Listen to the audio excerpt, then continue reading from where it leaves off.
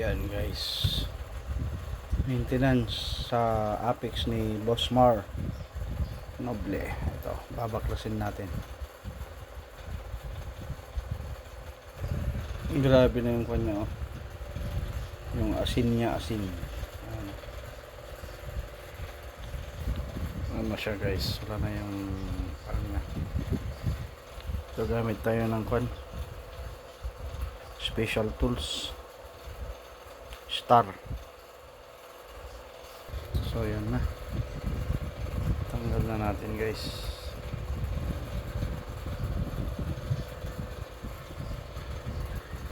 Solid, oh.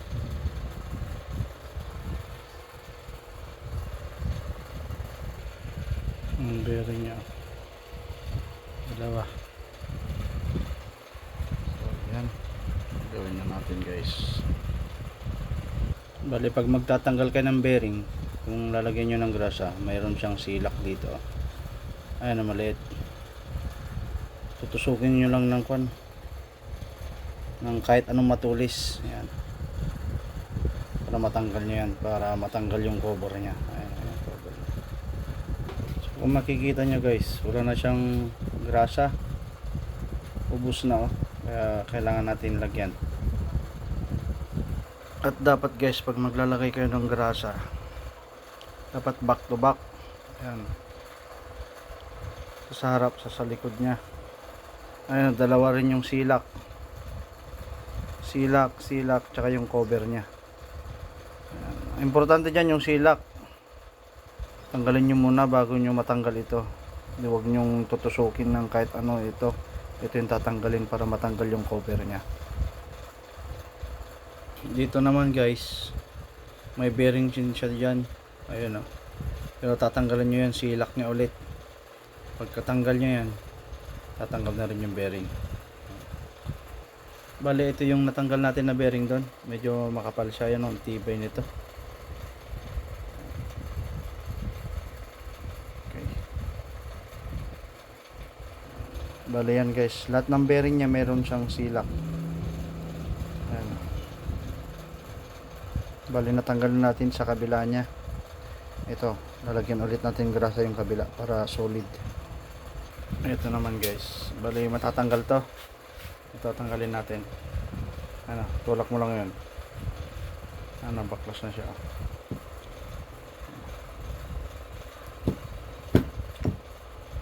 Diba? Ayan. Bale, wala na siyang grasa. Gagrasahan natin yan. Bale, tinanggal din natin to, yung mga tornilyo nya, para ilabas natin to. Kasi apat ang bearing nito. Ayan guys, apat ang bearing nito guys. Ayan, apat ang bearing yan, oh. Ayan, dalawa sa loob, tapos isa dito. Apat. Grasahan din natin yan. Ano yung dalawa? Parehas din nung tatlo na binaklas natin, may mga silak din yan. Ito yung dalawa sa loob, dalawa. Pero hindi natatanggalin yan, gagrasahan na lang yan doon. Ayan guys, kung mapapansin nyo, dalawa yung cover, dalawa yung silak, tapos wala nang grasa, oh. Tuyong tuyo. Ayan, parehas sila, oh. Tuyong tuyo guys, walang grasa. Ayan, grasa lang tayo. Okay pa naman siya, oh. Malambot. Alright, yan ay balik na natin. May grasa na sa loob. Ito naman yung next, grasahan din natin to. Dami niyang grasa. Ayan, grasahan din natin to. Ang dami niyang bearing, 2, 3, 4, 5, 6, 7, 8, 8 yung bearing.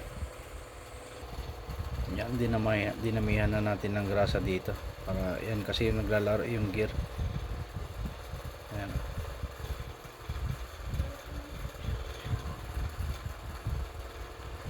At syempre grasahan din natin to. Ito yung gear nya, ang simple lang ng mechanics nya. Yan, oh.